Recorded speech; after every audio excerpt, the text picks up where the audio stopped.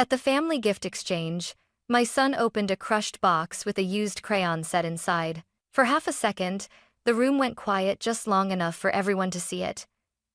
The bent corners, the faded tape, the broken crayons rattling at the bottom. Then my mother smiled. "That's what happens," she said calmly, lifting her glass, "when your mom walks away from the family."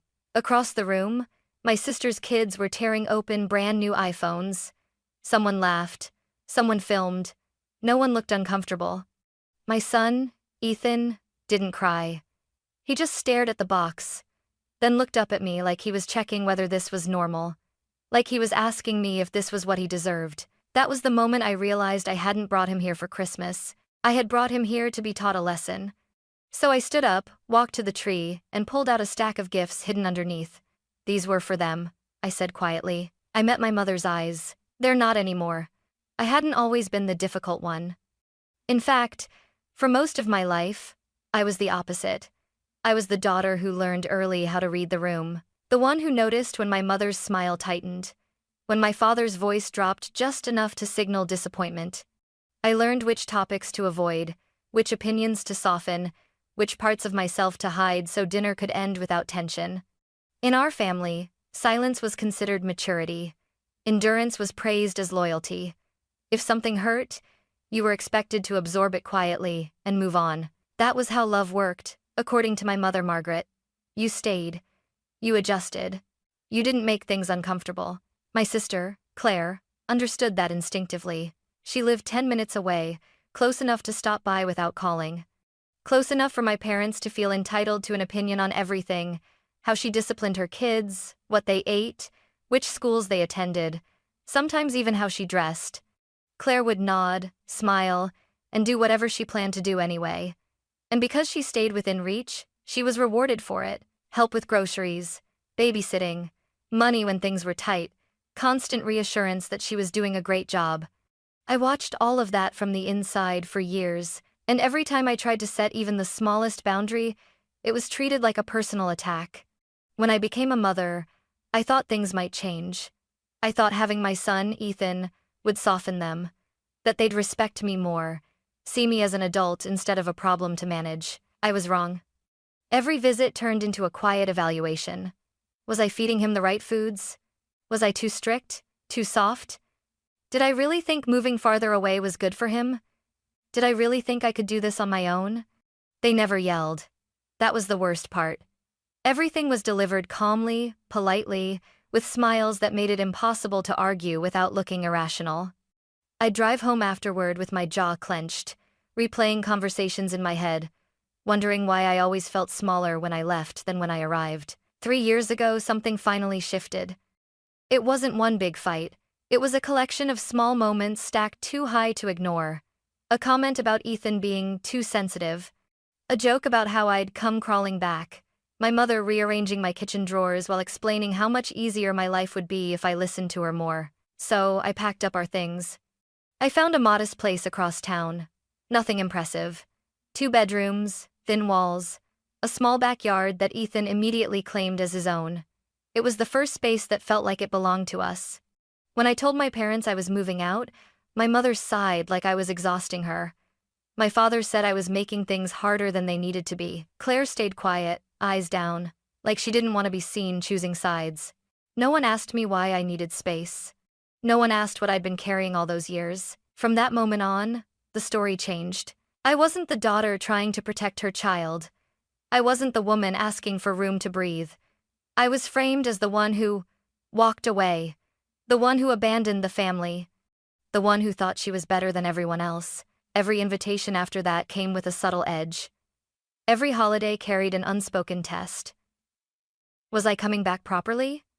Was I ready to fall in line again? When my mother invited us to the family gift exchange, I hesitated. Ethan was 9 now, old enough to notice when people talked around him instead of to him, old enough to feel when something was off, even if he couldn't explain it yet. But he missed his cousins. He missed the idea of grandparents. And a part of me, smaller, quieter, still hopeful, wanted to believe that maybe enough time had passed. Maybe they'd let it go. Maybe Christmas would just be Christmas. I told myself it was one night, a few hours. I could handle that. What I didn't understand then was this. They weren't inviting us back to reconnect. They were inviting us back to remind me of my place. And my son was about to pay the price for a decision I made years ago, one I would never regret, no matter what came next. I noticed the box before Ethan ever touched it. It sat under the tree, pushed slightly to the side, like it didn't quite belong with the rest. The wrapping paper was wrinkled, the corners uneven, the tape cloudy instead of clear. It looked old, reused, forgotten. Ethan didn't see any of that. He was still young enough to believe that a gift was a promise, that if someone gave you something, it meant they cared. He picked it up carefully, holding it with both hands, like it might fall apart if he wasn't gentle. "Is this mine?" he asked, glancing at me. "Yes," my mother said before I could answer. Her tone was light, pleasant, almost cheerful. "Go ahead." I felt my stomach tighten. Ethan sat cross-legged on the rug and peeled the paper back slowly. He always did things that way, carefully, thoughtfully, like he didn't want to ruin the moment. When the box finally came into view, I saw his smile hesitate. It wasn't excitement, it was confusion. The cardboard was crushed on one side, the lid slightly caved in. The label was faded, peeling at the edges. When he opened it, the smell hit first old paper, wax, something faintly greasy. Inside were crayons. Used ones. Some were worn down to stubs. A few were snapped clean in half. One was missing its wrapper entirely, leaving wax residue smeared against the box. For a second, no one said anything. Then I heard it. A small laugh. Not loud. Not cruel enough to call out. Just enough to let me know it was intentional. My mother leaned back against the couch, wine glass in hand, and smiled that familiar smile, the one that never reached her eyes. "Well," she said calmly, "that's what happens when your mom walks away from the family." The words landed harder than I expected. Not because they were new, but because she said them in front of my son. Because she said them like a lesson. Like this was something he needed to understand early. I looked around the room. Claire's kids were already tearing into their gifts. A brand new iPhone. Another phone. Bluetooth headphones. Someone shouted in excitement. Someone else lifted a phone to start recording. "Mom," Claire said half-heartedly, not even looking up. "Don't start." But she didn't stop it either. Ethan stared down at the box in his lap. His fingers curled around the edges, gripping it tighter than necessary. He didn't cry. He didn't complain. He just went quiet in that way. That scared me more than tears ever could. He looked up at me. Not to ask for help, to check my reaction, to see if I was okay with this. That was when I realized something terrible. This wasn't an accident. This wasn't thoughtless. This was planned. A performance disguised as tradition. A message wrapped in paper, thin enough to pretend it was kindness. I felt heat rise in my chest, slow and steady. My first instinct was to smooth it over, to say something gentle, to protect everyone else from discomfort. That instinct had ruled my life for too long. I stood up. The movement was enough to draw attention. Conversations slowed. Someone paused their recording. I walked to the tree. Behind it, partially hidden, was a neat stack of gifts wrapped carefully, tags facing up. I recognized my own handwriting immediately. I had spent weeks picking them out, things Claire's kids had talked about for months, things I'd bought even after I told myself not to overdo it. I lifted the entire stack and carried it into the center of the room. "This is for you," my mother said sharply. "Sophia, sit down." I ignored her.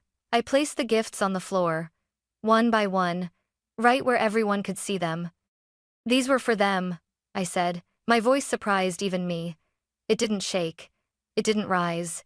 It was steady in a way I hadn't felt in years. "They're not anymore." The room went silent. Claire finally looked at me then, her expression shifting from irritation to disbelief. "Are you serious?" she asked. "You're really doing this right now? In front of everyone?" I turned to her. "You already did it in front of my son." Margaret scoffed. "Oh, don't be dramatic. It was just a joke." I walked back to Ethan and knelt in front of him. "Put the box down," I said softly. He hesitated, then did as I asked. I took his hand and stood up again. "We're leaving," I said. My father rose halfway from his chair. "Sophia, don't overreact." I looked at him for a long moment. This was the part where I usually explained myself. where I tried to sound reasonable enough to be heard. I didn't do that this time. I just turned and walked to the door, my son's hand in mine, the sound of wrapping paper crinkling behind us. No one followed. No one said Merry Christmas. And as the door closed behind us, I knew deep down that whatever I'd just started couldn't be undone. The cold hit us the moment we stepped outside. It wasn't dramatic. No snowstorm. No wind howling through the trees. Just that sharp winter air that burns your lungs on the first breath and reminds you that you're awake. Ethan didn't let go of my hand. We walked to the car in silence. Behind us, the house stayed bright and loud. Laughter leaked through the walls. Someone turned the music up. Christmas went on without us, as if nothing had happened. I opened the passenger door for Ethan. He climbed in, still quiet, still holding himself together in that careful way that kids learn when they don't want to make things worse. As I drove, I waited for him to ask why, or to say he was sorry, or to cry. He didn't. Instead, after a few blocks, he spoke softly. "Mom?" "Yes, baby." "Did I do something wrong?" The question hit harder than anything my mother had said. I pulled over without thinking, just stopped on the side of the road, hazard lights blinking. I turned toward him, my hands shaking as I reached for his face. "No," I said immediately. "No, you did nothing wrong. None of this was your fault." He nodded, but I could tell he was still processing. Kids always are. They don't argue. They just store things away. I started the car again. At home, I tucked him into bed early. He didn't resist. He hugged his pillow tight and asked if we could watch a movie tomorrow. Just us. "Yes," I said. "Anything you want." When his breathing finally evened out, I went back to my car. The gifts were still there, filling the back seat like a reminder I couldn't ignore. I sat behind the wheel for a long time, staring through the windshield, replaying the moment my mother smiled as my son opened that box. The calm in her voice, the certainty. She hadn't been angry. She'd been confident. That scared me more than rage ever could. I drove to the store the next morning. The parking lot was packed with last-minute returns. Couples argued quietly in line. A familiar holiday song played overhead, cheerful and wrong. One by one, I placed the items on the counter. The cashier smiled politely. "Receipts?" I handed them over without hesitation. Each scan felt like a line being erased. Each refund was a decision locking into place. By the time I left, the back seat was empty. When I got home, I made coffee and opened my phone.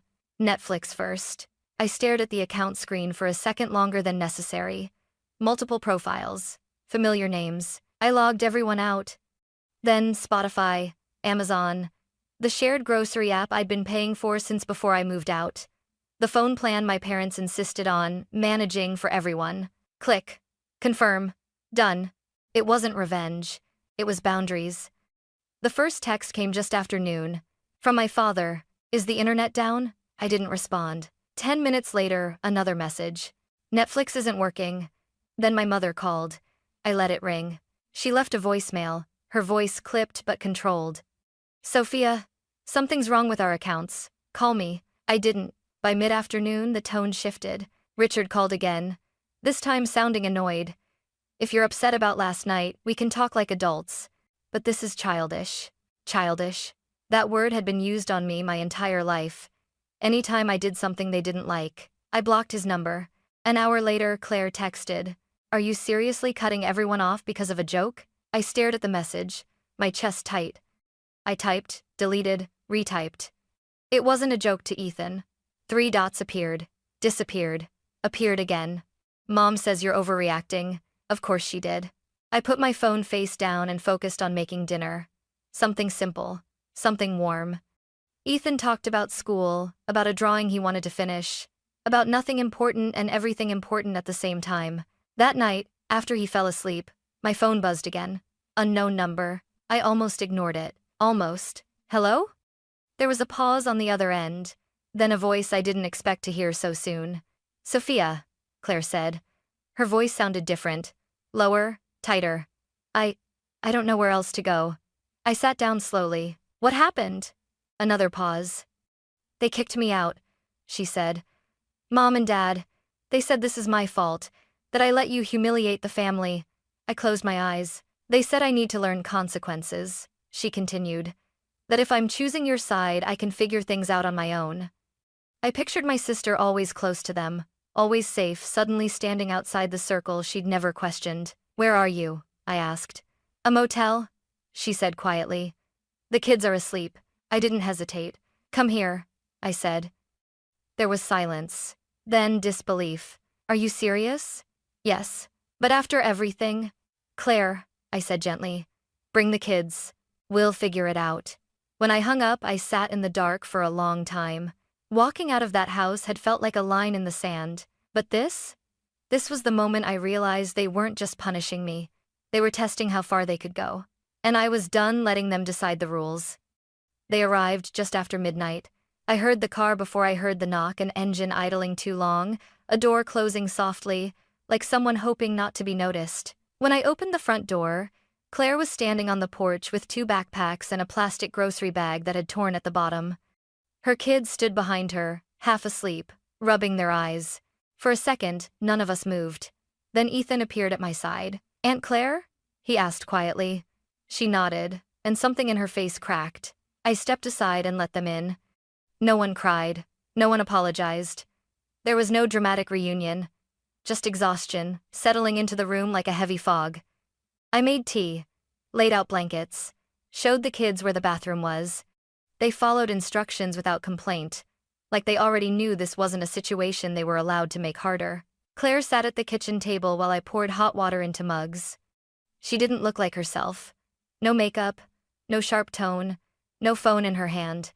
Just a woman staring at a chip tabletop, shoulders slumped, fingers wrapped tightly around a mug she hadn't touched yet. I didn't know, she said finally. I waited. I didn't know they'd do that, she continued, her voice low. To him, to Ethan. I nodded once. I didn't think they'd do it to me either, she added. That was the moment the room changed. Because that sentence wasn't about surprise. It was about realization. We didn't talk much that night. There was nothing to resolve yet. Just the quiet understanding that something had shifted and couldn't be shifted back. The next morning, the calls started again. Different numbers this time. Voicemails only. My mother's voice was calm, controlled, almost soothing. Sophia, your sister is manipulating you now too. You've always been too easily influenced. Another message followed minutes later. You're choosing the wrong side, and I hope you're happy when this blows up in your face. I saved them all. Then my father called. He spoke slowly, carefully, like he was explaining something to a child. This has gone far enough, he said. Families fight. That's normal. But punishing everyone over a misunderstanding is unreasonable. A misunderstanding. That word again. I didn't call back. On the 4th day, he showed up. No warning, no text. Just Richard standing on my porch, hands in his coat pockets, looking past me into my house like he still had the right. I opened the door halfway. What do you want? I asked. He didn't answer that. Instead, he glanced inside, eyes scanning the hallway, the living room, the couch where Claire's kids were sitting quietly with coloring books. He frowned. You shouldn't have let her stay, he said. I laughed once, short and sharp. You mean after you threw her out? She needed consequences, he replied. She embarrassed the family. I felt my chest tighten. And humiliating my son was necessary too? I asked. He shrugged. That box was meant to teach humility, he said. Kids today expect too much. For a moment, I couldn't speak. Not because I didn't have words, but because I finally understood that nothing I said would matter. This wasn't a misunderstanding. This was ideology. I looked at him for a long time. Then I did something I'd never done before. I closed the door. No yelling. No final argument. No explanation. Just the door. When I turned around, Claire was standing in the hallway. She hadn't meant to listen, but she had. Her face looked hollow, not angry. Like something had been emptied out of her. She handed me her phone. Read this, she said. It was a message thread with our mother. Screens and screens of it. Accusations. Guilt. Threats wrapped in concern. My mother telling Claire she was ungrateful. That she raised her kids wrong. That she'd ruined everything by siding with me. That she should be ashamed. I scrolled slowly. This wasn't new language. It was just finally visible. They always said blood mattered more than anything, Claire said quietly. But I think what they really meant was control. That night, after the kids were asleep, we sat at the kitchen table with 2 cups of tea growing cold between us. No phones, no television, just the hum of the fridge and the sound of the house settling. We talked about things we'd never said out loud. About how approval was earned and withdrawn like currency. About how love always came with conditions. About how holidays felt less like celebrations and more like tests we were always failing. We didn't forgive each other for everything. Not yet. But we stopped pretending, nothing hurt. And somewhere in that conversation, something quiet but permanent locked into place. We weren't going back. The problem was, once our parents realized they'd lost control of both of us at the same time, they didn't try to fix anything. They started planning how to punish us instead. The house felt different after that. Not broken, not chaotic, careful. Like everyone was walking softly through a space that might collapse if we breathed the wrong way. Claire and her kids settled into the guest room without complaint. No entitlement, no demands. She folded blankets the way our mother used to, tight, precise, muscle memory from a lifetime of trying to do things right. Ethan gave up his room without a word and moved to the couch, treating it like an adventure. I let him. He deserved to feel generous instead of small. For 3 days there was peace. Real peace. No raised voices, no accusations, no constant vigilance. Just quiet mornings, shared meals, and the strange relief that comes when you realize no one is watching you anymore. Then the water stopped running. I noticed it first when I tried to wash dishes. The faucet coughed once, then went silent. I checked the bathroom. Same thing. Every tap in the house was dry. At first, I assumed it was an outage. I grabbed my phone and called the utility company, already rehearsing how I'd explain the inconvenience to the kids. But the woman on the line didn't sound surprised. There was a cancellation request, she said. My stomach dropped. A request made last week, she continued. By the account holder. Frayed and there's take for cast. That's not possible, I said. I didn't cancel anything. She paused. The caller verified your information. I sat down slowly. Someone had impersonated me. I went down to the office in person with my ID, hands still shaking, and got the service restored. While I was there, I asked them to flag the account, add extra verification, document everything. On the way home, I checked the power company. There was a pending request to disconnect service by the end of the week. Same method, same timing. I didn't say anything to the kids. That night, I made pancakes for dinner, ran the bath early while the water still worked, acted like everything was normal. Inside, something was burning. Only a handful of people had ever had access to those accounts. Only 2 of them had just been cut off financially and emotionally at the same time. I spent the next day on the phone, changing passwords, adding security questions, moving everything fully under my name, locking down accounts I'd once left open because I trusted the wrong people. When I finally told Claire, she didn't look shocked. She stared at the wall for a moment, then let out a humorless laugh. They always said if you make your bed, you lie in it, she said quietly. I guess they're hoping we lie in it cold and in the dark. I laughed too, because if I didn't, I might have screamed. That night, while I was finishing dishes, Claire stepped outside to take a call. 10 minutes passed. Then 15. When she came back in, her face was pale, her mouth set in a straight line like she was holding something together by force. They cut me off, she said. From what? I asked, though I already knew. Everything, she replied. Bank accounts, credit cards, insurance. Dad just texted. You're on your own now. Figure it out. She sank into a chair. They were paying for my car, she whispered. Groceries, health insurance. I didn't even realize how much until it was gone. She didn't cry. She just stared at the table like the ground beneath her had disappeared. The next morning, her oldest, Hannah, came into the kitchen holding an envelope. I found this in my backpack, she said. It wasn't mailed. It wasn't signed. Just printed. A letter from my parents. It said that until her mother repented, she was not to contact them. That they were reevaluating their relationships with all grandchildren. That they were setting boundaries. She was 11 years old. That was when Claire broke. Not loudly. Not in front of the kids. Behind a closed bathroom door. I heard it anyway. I took action. I added her to my health plan, transferred money so she could buy groceries without checking her balance, made sure the kids had winter coats that fit. She didn't ask. She never would have. When my parents found out, because, of course they did, the response was immediate. They blocked me on everything. Numbers, emails, social media. One final email came through before that door closed too. You chose her. Don't come crying when she ruins you. I stared at it for a long time. Then I deleted it. Not because it didn't hurt, but because I finally understood what it meant. They thought they were cutting me off. What they were actually doing was freeing me. They didn't realize it yet, but the story had already moved past the point where they controlled the ending. And the next part? The next part was coming faster than they expected.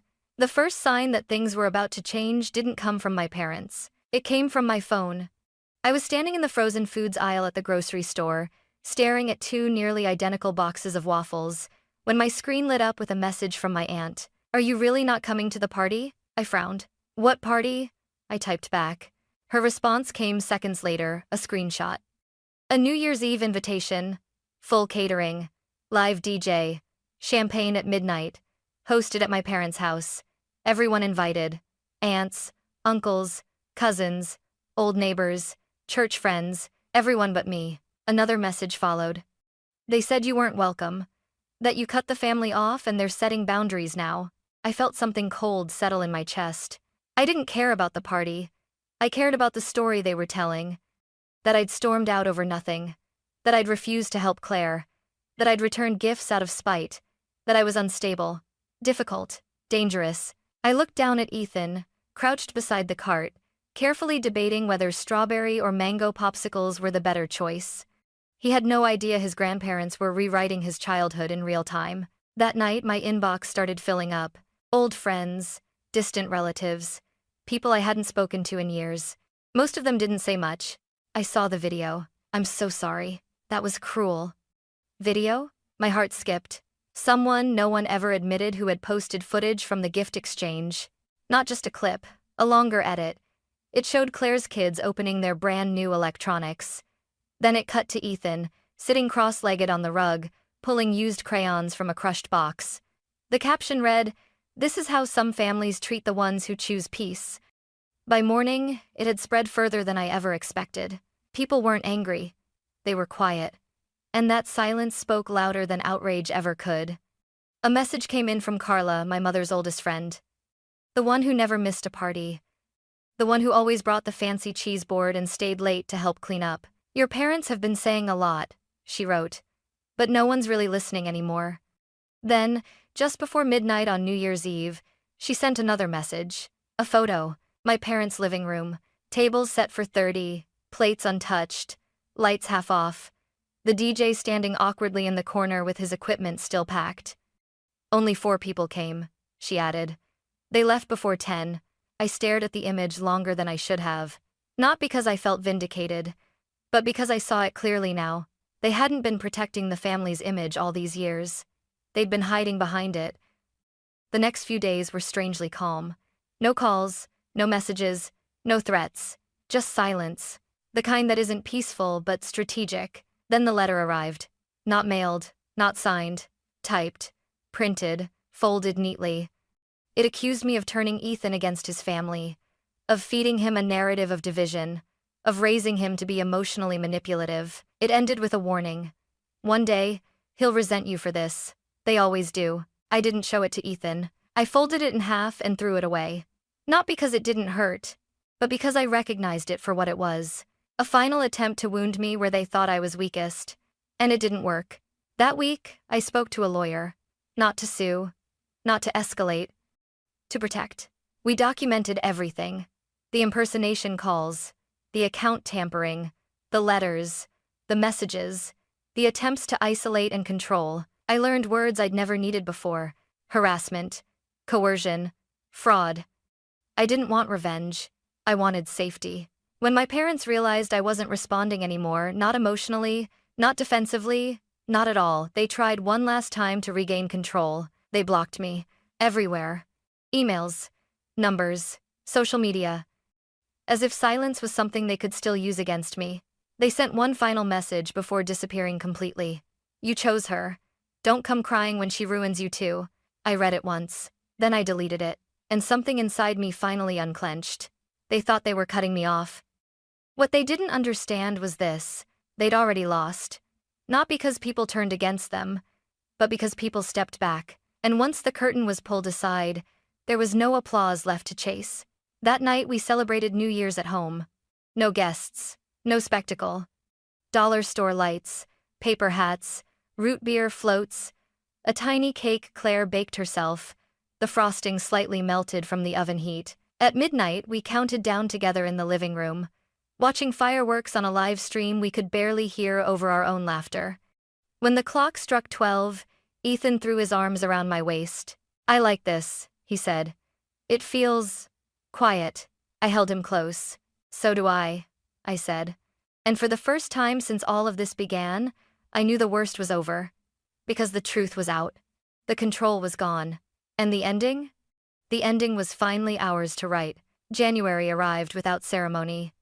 No calls, no messages, no sudden apologies dressed up as concern. Just silence, thick, deliberate, and unmistakably final. For the first time, it wasn't something being used against me. It was simply there, like fresh snow after a storm, covering everything that had been broken. The house settled into a new rhythm. Mornings started earlier than before. Coffee brewed while the kids shuffled around in mismatched socks. Claire learned the layout of my kitchen by heart, moving through it like someone trying not to leave fingerprints. She washed dishes before anyone asked, folded laundry with careful precision. Old habits, unlearning themselves slowly. Ethan kept sleeping on the couch for a while, even after I offered his room back. It's okay, he said one morning. I like being close. So I let him. We started small traditions. Pancakes on Saturdays, movie nights where everyone voted and no one complained when they lost, walks after dinner, even when it was cold enough to sting our cheeks, just to remind ourselves that the world still existed beyond our walls. Claire began to change too. Not dramatically, not all at once.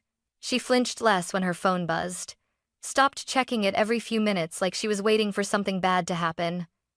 One afternoon, she admitted something she'd never said out loud. I didn't realize how much of my life was being managed, she said. Not guided, managed. We talked about practical things, budgets, boundaries, next steps. I helped her update her resume. She applied for remote work, nothing glamorous, but steady. A few weeks later, she got a part-time position. When she told me, she tried to downplay it, but her hands were shaking. It's a start, she said. It's freedom, I corrected gently. We didn't tell the kids everything. They didn't need the details. They just needed consistency, safety, proof that adults could handle hard things without turning it into a spectacle. Ethan stopped asking about his grandparents. Not right away, but gradually, like a question that had lost its urgency. One night, as I tucked him in, he asked, "Are we doing another Christmas with them?" "No," I said honestly. "We're starting something new." He thought about that for a moment, then nodded. "Can we make cinnamon rolls instead?" "Yes," I said, smiling. "We can." That answer seemed to satisfy him completely. There were moments when the anger tried to come back. When I found an old photo. When a song played that reminded me of holidays that hadn't always been this complicated. When I wondered if there would ever be a real apology, or if silence was all I'd ever get. But then I'd remember the sound of Ethan's voice in the living room, Claire laughing in the kitchen, the way the house felt at night unwatched, unjudged, and the anger loosened its grip. I kept documenting things. Emails saved, dates logged, notes organized neatly in a folder I hoped I'd never need. My lawyer checked in once, then less often. There were no new incidents, no attempts to interfere. Control, it turns out, doesn't survive neglect. People who rely on reaction wither when they're met with none. By the second week of January, it was clear my parents weren't going to break the silence. Not with me, not with Claire, not even with the kids. No birthday messages, no checking in, nothing. At first, that absence felt loud. Then it felt revealing. They wanted the story of being wronged more than they wanted a relationship, and that truth, once seen, couldn't be unseen. One evening, Claire and I sat on the porch after the kids had gone to bed. The sky was heavy with winter clouds, the air still and blue-gray. I used to think love meant staying no matter what, she said quietly. So did I replied. We sat there for a while, not talking, just listening to the quiet. It wasn't perfect. Nothing was. But it was honest. And honesty, I was learning, didn't need permission. By the time February approached, the house felt less like a shelter and more like a home. A place built not on obligation, but on choice. We weren't healed, but we were healing. And that, for the first time in a very long time, felt like enough. By the time winter began to loosen its grip, something inside our house had settled. Not everything was fixed. Not everything was easy. But the constant tension, the sense that we were waiting for the next blow, was gone. In its place was something quieter and stronger. Certainty. January turned into February. Then March. No calls came. No apologies. No dramatic attempts at reconciliation. My parents held their silence like a badge of honor, convinced it proved something. Maybe it did. It proved that control mattered more to them than connection. One afternoon, while the kids were doing homework at the table, Claire came into the living room holding her phone, eyes wide. I got offered more hours, she said. Still remote. Still flexible. I stood up and hugged her before she could say anything else. She laughed, surprised, then laughed harder. Not the brittle kind of laughter she used to have, the one that came with a defensive edge, but something real. Later that week, we talked about next steps. Saving. Planning. Independence. Claire didn't rush it. Neither did I. We had learned what happened when people were pushed before they were ready. Ethan changed too. Not in obvious ways. He didn't suddenly become louder or more confident overnight. But the questions stopped coming. The careful glances. The habit of checking my face before reacting. One night, as I was turning off the lights, he said, "Mom?" "Yes." "I'm glad we left." I sat down on the edge of the couch. "Me too," I said. He thought for a moment. "I don't think that box was really about crayons." I smiled sadly. "No, it wasn't. But it's okay," he continued, "because now we don't have to go back." And just like that, he had said the thing I'd been trying to put into words for months. We didn't go back. Not for Easter. Not for birthdays. Not for second chances disguised as obligations. We built new traditions instead. Sunday dinners where no one criticized how the food was made. Holidays that felt calm instead of competitive. Celebrations without scorekeeping. There were still hard days. Moments when grief crept in unexpectedly, not for what was lost, but for what never really existed in the first place. That kind of grief is strange. It doesn't announce itself. It shows up quietly, asking to be acknowledged. I let it. And then I let it go. Because here's the truth I learned the hard way. Walking away doesn't make you weak. Staying in a place that harms your child does. Protecting your peace isn't selfish. Setting boundaries isn't cruel. Choosing safety over approval isn't betrayal. It's responsibility. My parents thought they were teaching me a lesson that night with a crushed box of used crayons. What they didn't realize was that they were teaching me something else entirely. They showed me exactly who they were when no one was watching. And they gave me the clarity I needed to stop hoping for a version of them that was never coming. We weren't cut off. We were released.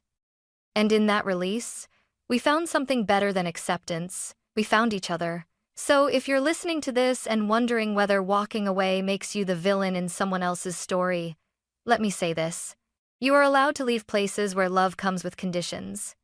You are allowed to protect your children from lessons rooted in shame. You are allowed to build a family based on choice, not fear. Sometimes the ending you're afraid of is actually the beginning you've been waiting for. And sometimes, all it takes is one small broken box to finally see it clearly.